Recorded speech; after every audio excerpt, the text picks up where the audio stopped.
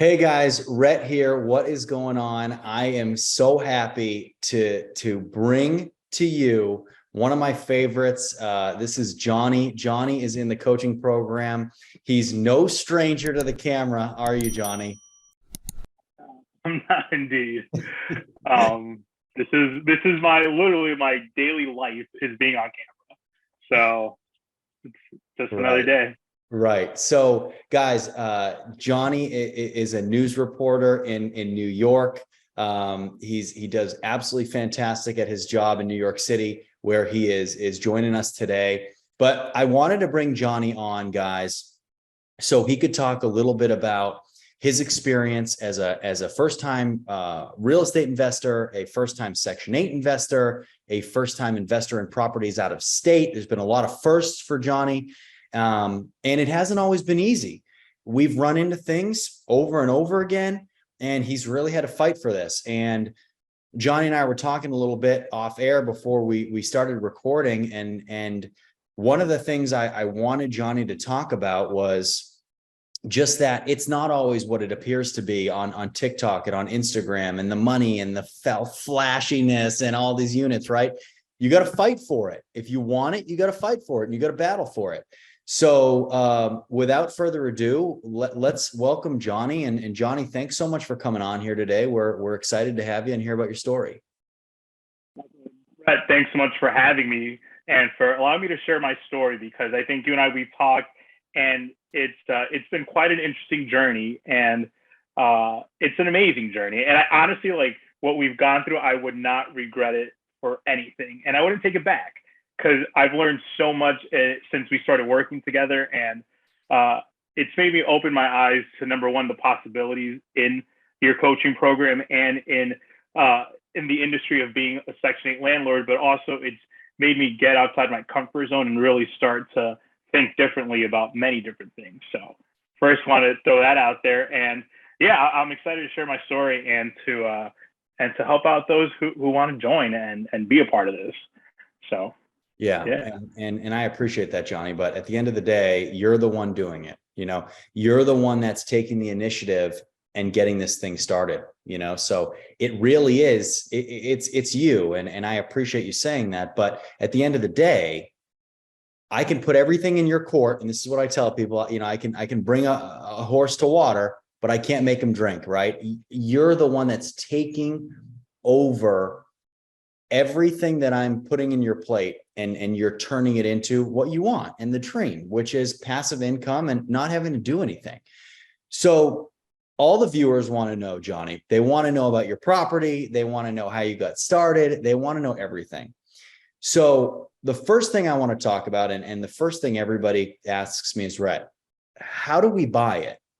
How does the financing work?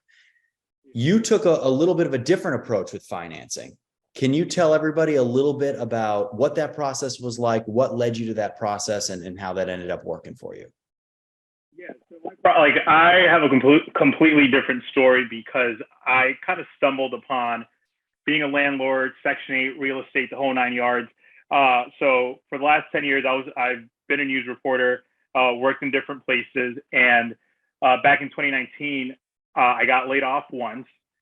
So I ended up moving back to New York, got a job here, got laid off twice. So, two layoffs, you kind of figure, all right, not every job is promised. And mind you, these were contracted 3-year jobs that, because of the economy, COVID, everything, they let people go. But back in 2019, I ended up having a house, bought that house, lived in it. Then when I moved to New York, I rented it out. So I was a landlord, but it wasn't a Section 8 property. It was a regular townhouse in Orlando, HOA fees. COVID hit, low key freaking out, because I'm like, man, like, if these guys lose their job, I'm totally screwed. They never lost their jobs. But when the economy, when the housing market got booming hot in Orlando, I sold my property, had some money, made a pretty nice profit, took some money, paid off my debt, and then had some money left over. And I was trying to figure out what is it that I do with this money? Do I buy another house? Do I buy another house here in New York?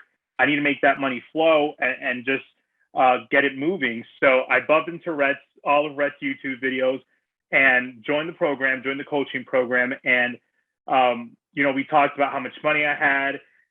And the thing with me was, since I've been working as a freelancer, my situation is a little bit different, where the bank doesn't really like to touch people with my situation, or there's going to be a 20% down with whatever product I end up getting. So I had to kind of take that into consideration, where I couldn't do less because of my work situation, where I was making enough money where I know I could afford a mortgage, but because the bank didn't want to take the risk, I kind of had to just kind of play by their rules. So I had to get very creative. And I ended up finding a lender that was kind of like a bridge loan. It was a bridge loan. And that bridge loan allowed me to, number one, put the 20% down, but they kind of bypassed all my work situation. And it was a no doc loan, put the 20% down, ended up buying the property. And it was a property through Rhett. I worked with you on that property where there was minimal rehab to be done, but the actual situation itself worked for me because I was able to afford it. There was a tenant in there already, and we can kind of get the process moving a little bit faster because a lot of my money was going towards the down payment because I had to go through a no doc loan specifically because of my work situation. So I did the math, and it worked out for me. I knew, let's say there's really no worst case scenario when it comes to Section 8. But let's say it, for some weird reason, like, the tenants left and we had a month or two where there were no tenants. That's never the case, but I could kind of fill the gap and pay that. So yeah, that was my unique approach. And when it comes to financing, I had money from a previous house that I bought, and that's what helped me kind of put the money down and kind of get this thing rolling. Yeah. And that's great, Johnny. And so what we ended up doing was we bought a Section 8 occupied unit, and I knew the seller. So I knew that unit was done the right way. I knew the tenant in there was top notch. They're paying $1,000 a month, fully guaranteed, right? And you bought the property for $100,000, right?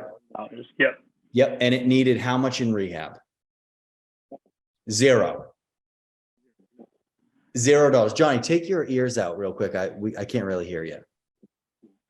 Yeah. All right, can you hear me now? Yeah, perfect. Okay. So it was $0 in rehab. Yep, $0 in rehab. So all you did was put the down payment down, and boom, that was it. Yeah, that was it. Wow. How easy is that? It's easy, obviously, doing it, but mentally you have to prep for, like, oh my gosh, who are these people that are like, who's living in it? Right. Is this real? Like, I'm in New York, so I've lived in Alabama. I'm familiar with Alabama, but I couldn't fly down there. So you kind of have to take this leap of faith where you do it, and you just, I was comfortable doing it because I've done it before, but for someone that's new, it's scary. There's so many thoughts that are going through your mind where you're like, oh man, like, is this a ripoff? Is this real? I need to see the property. And you sent me the video, and I was like, all right, like this is all like legit. And when we closed, I was at complete peace because I knew all my ducks were in a row. I'm a reporter by nature, so I did like other due diligence where I spoke with the property manager and, kind of went above and beyond. I was like, hey, I need the record of the people that are there, kind of their background. I need pictures. I need videos. Like when, like we were going through the process, like I kept asking extra questions to make sure that all this was real. And it was real. It's real for sure. And yeah, but like you said, 20% down, no rehab. The house was in great condition. And that was the start of my Section 8 journey. And the best part is the check clears every month, which is peace of mind, hands down, because when I was not in Section 8 and when I was renting, like with a regular tenant, there's always a freak out moment. We're like, oh man, like if this guy doesn't pay, we're in trouble. So. Right. And you've been in that position before, Johnny, where you've had your unit, right, that you've sublet, and you're hoping they make the rent payment, Yeah. You need it. What's going to happen if they don't pay the rent? Now you're on the hook for it. And if you can't make it happen, you're in big trouble. So for you, you've been on that side. You have rented to cash tenants before. Yep. For you, you must be able to sleep so soundly at night, knowing it doesn't matter what happens in that person's life, you are getting a paycheck on the first of the month, like clockwork, 100%. It is. And you know what's interesting? I went through it during COVID where I lost my job. So knowing that people are losing their jobs left and right, and they may not get another job. And on top of that, you can't kick them out because they don't have anywhere to go. I'm out of state. When all this was going on, like I was doing the same thing. I was out of state. This family, they're all, quarantined in their home. So it's like a family of 5. You're like, you can't just you could kick them out, but I have a soul. So I'm not just going to kick them out and tell them to go kick rocks. But it is interesting because now so technically I've been collecting my second check this month, and it's so different now where it's like, all right, the check is going to clear. We're good to go. I'm not worried. The property manager gets a cut, which isn't much compared to what the work that they're doing that's helping me save time. And it just clears in my bank account every month. It's like there, I check my bank. It's there and it's great. It's real. It's real. It is, Johnny. And now that you've seen the differences, you've done the cash, now you've done the Section 8. You love the Section 8. It's guaranteed. People say all the time, well, I'll never rent to Section 8 tenants. I'll never rent to Section 8 tenants. And the reality is, why not? You're going to see that it's so much better. There's so less stress because that money's coming in every single month. You don't worry about it. You don't worry. And you know how real it is where somebody can be doing a great job at work and lose their job because of things that are so far out of their control. Yeah, 100%. And I think it's interesting because Section 8 has this stigma where it's like, oh, it's ghetto, it's, the drug house, or there's a stigma that comes with it. But when you really understand the core of what Section 8 really is meant to do, and, not everyone in the program, lives a certain lifestyle, like they're just it's regular tenants, they're just getting assistance. And a lot of the tenants that, either that are occupying my house or that I've met personally, like in real life, they're normal people that just need a little bit of assistance, and they will be more faithful than your cash tenants, because your cash tenants, if they don't pay, you really can't do much. But if for some reason, Section 8 tenants break a rule, like it's a whole process that, they're out, they mess up your home, they're out. Things happen, they have to follow a certain criteria and a certain guideline to stay in the program. And the reality is that nowadays you kind of see and take a look at the reality that the amount of people that are in line to actually qualify for the program versus tenants that are versus built houses that are available, there's a gap. And to get into a Section 8 program isn't easy to begin with. So the people that are in the program, they're going to really not take advantage of it and save their spot, because their spot will be given away in a heartbeat, and someone else would take their place. And, to get back into the program, it's hard. It's difficult. It is hard. And that's why the program, Johnny, relies on people like you getting into it and then having a good experience, because they need you to buy more. Yeah. Right? And they're trying to incentivize that as best they can by saying, hey, look, this works. We'll pay you every single month. You're never going to hear a peep from your tenants because we need you to buy more and more and more. And that's what we're doing. And that's what you're seeing. So that's great. Johnny, the golden question I always ask, and this is what people say, no, this isn't true. You can't do that. How many times have you been to this property that you bought? 0. 0 times. 0 times. So you've never been? I've never been. Talk about that a little bit. And I know you said that you had done the due diligence and you've asked for the pictures and you asked for the videos, but what is that like, buying something that you've never, ever seen before? All right. So I think I'm a little bit of a different breed, because I've bought a house before. I participate in real estate transactions here in New York throughout. So it's a piece of property. I'm not attached to it. I'm not married to it. And I'm okay with that. I knew I needed to put my money into something, because if not, that money was going to be gone in about 8 months, and I'd spend it and be reckless with it. And not buying property, I mean, not seeing property and buying it like sight on scene pretty much through the computer and with your help, was a little scary for like 2 seconds. And then I'm like, you know what? This is property. If anything weird was to pop up, like, throughout the process, like, it will show up. If there's any liens on it, if there's anything weird, like, things are going to pop up and you're going to know. So throughout the process, I just kept seeing like, all right, this is a property that has no liens, that has no issues with it. Things are repaired. If there needs to be repairs, I'm okay doing it, stepping in, working with the team to like make sure things are done correctly. But ultimately, none of that was an issue when I bought the house. So in my mind, I started thinking, if there's no issue and there's an opportunity, what am I waiting for? Like, what it gets to a point in life where you just start thinking like, all right, I've answered all my questions. I have total peace about it. There's nothing weird. There's no red flags. Just jump. Why not? It's either that, or I'm going to be looking at YouTube videos every day and saying, oh, like, I wonder what it's like to do Section 8. Like, there's people that are doers and there's people that just watch other people do.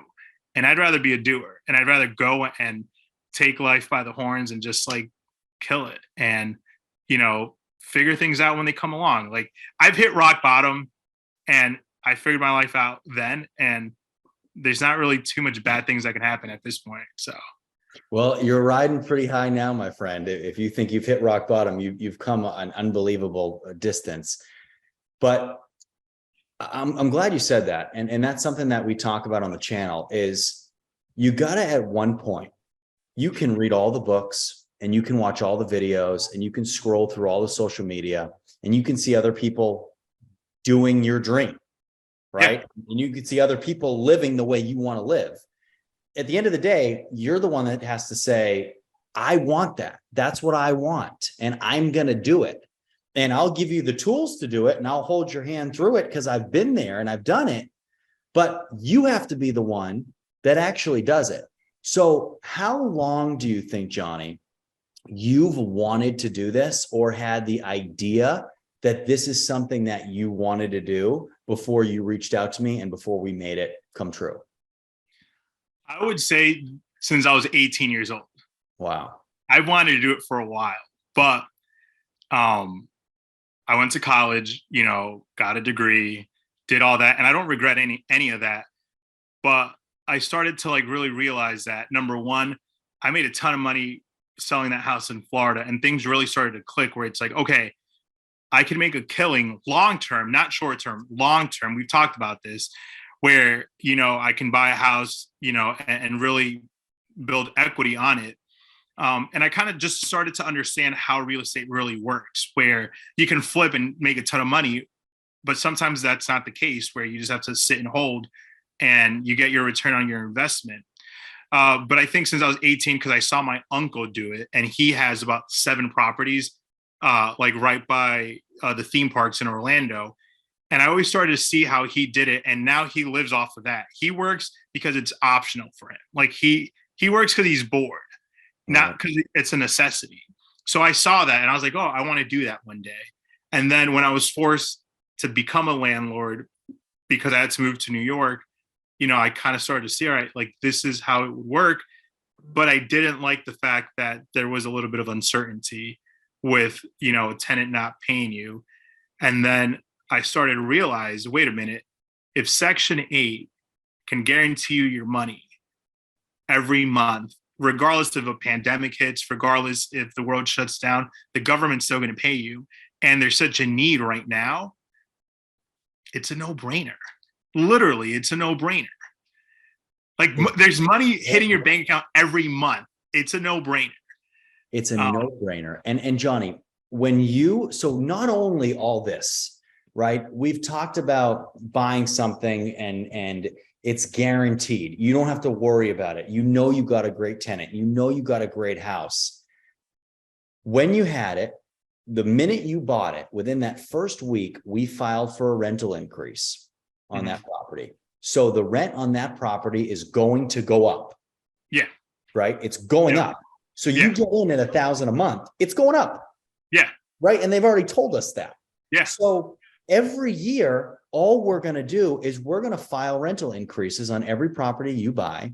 And that rent's going to keep going up, keep going up. And one thing you and I have talked about too, in the current atmosphere of what's going on in the world and the lenders and rates, whatever your net cash flow is right now, this is going to be the absolute worst it ever is, because the rates are so high. All we're going to do for the next 10 years with this house is we're going to refinance when the rates go down.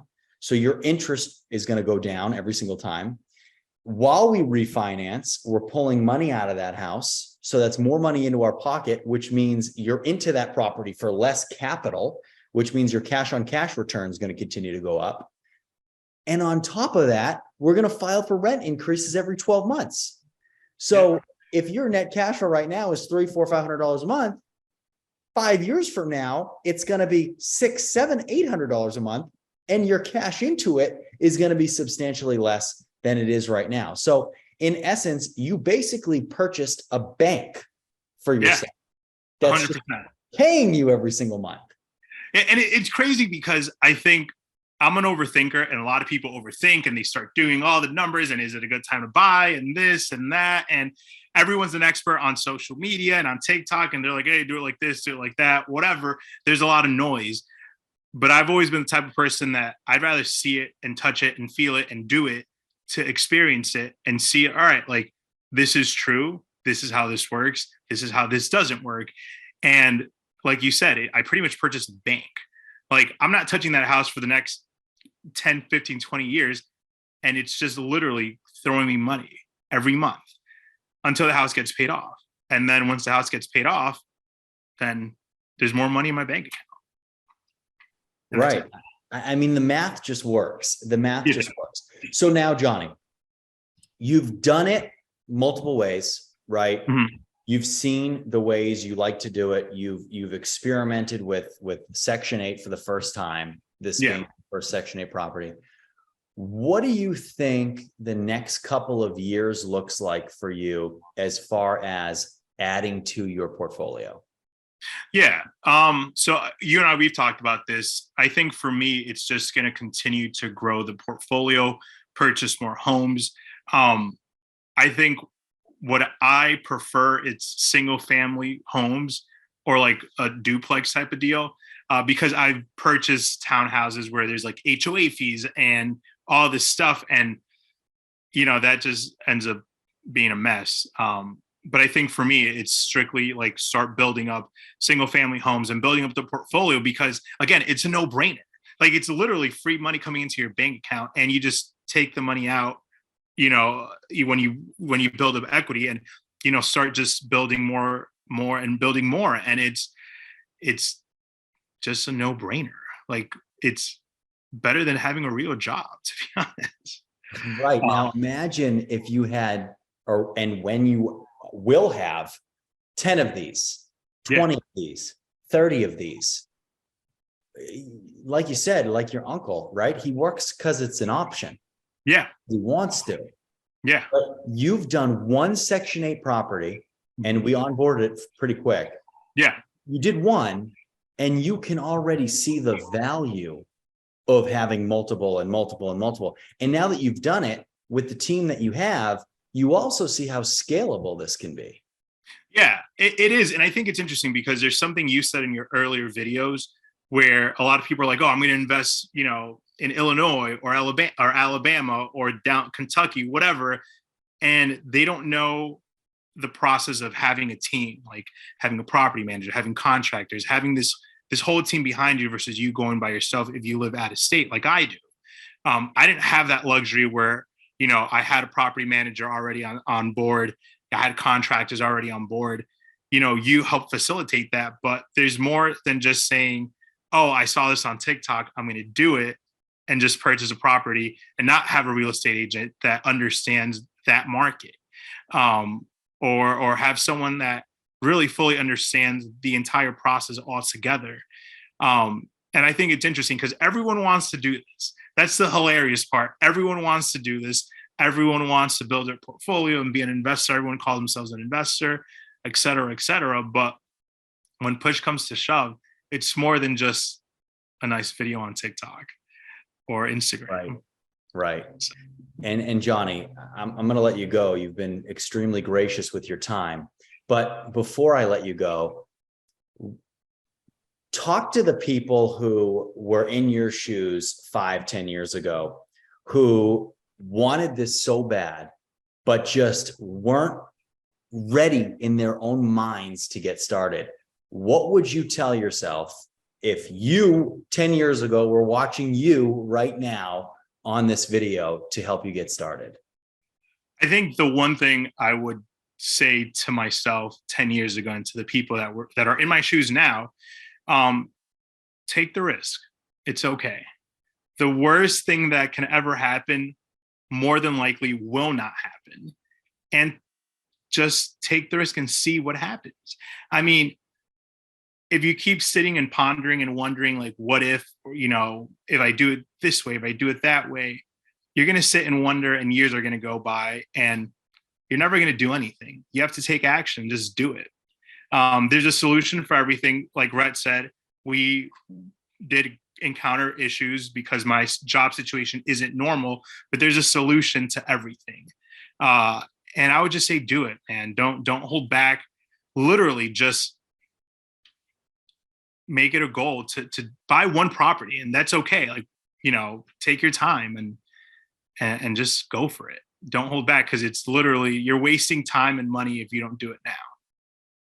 I love that. And you're so right. And you're saying, just buy one. Like, that's amazing. It's incredible how people don't have rentals, Yeah. People don't have rental properties.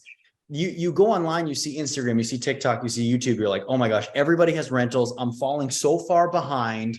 Like, I'm where should I be? This guy has 100. This guy has 500. This guy has 300. This guy has 60. I have none. If you walk down the street and you say, how many rental properties do you have? I guarantee you 9 people out of 10 are telling you they have 0.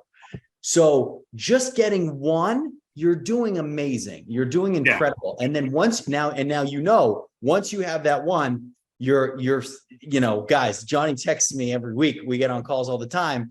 Brett, how are we going to get the next one? How are we going to get the next one? Right? You get addicted to wanting to build now. Yeah, for sure. I mean, I think that because you start seeing, like, all right, this works.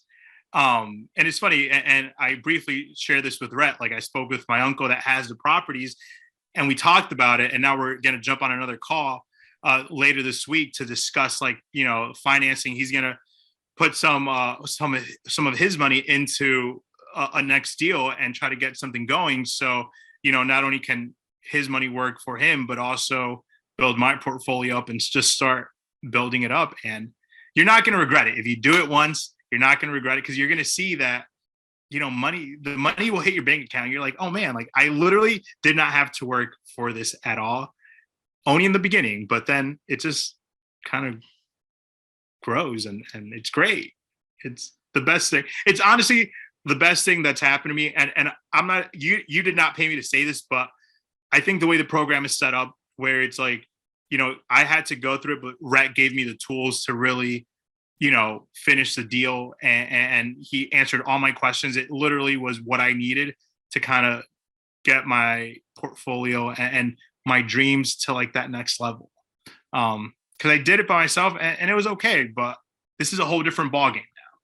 Yeah. And the credit is with you, my man. Because like you said, you got to do it. But guys, questions, comments, anything you have for Johnny, drop them down in the comment section. Johnny will go by there, I'm sure, and check them out and answer questions that you guys have. And I will. I'll go in there, and any questions that you have about Johnny's experience and his properties, I'm sure he'd love to talk to you about it. So guys, thanks for watching. And Johnny, thanks again for hopping on. I know you're a busy guy, and thank you. I appreciate your time. Yeah, man, no problem. Thank you again. All right, brother. We'll see you soon. All right, man. Okay. Bye-bye.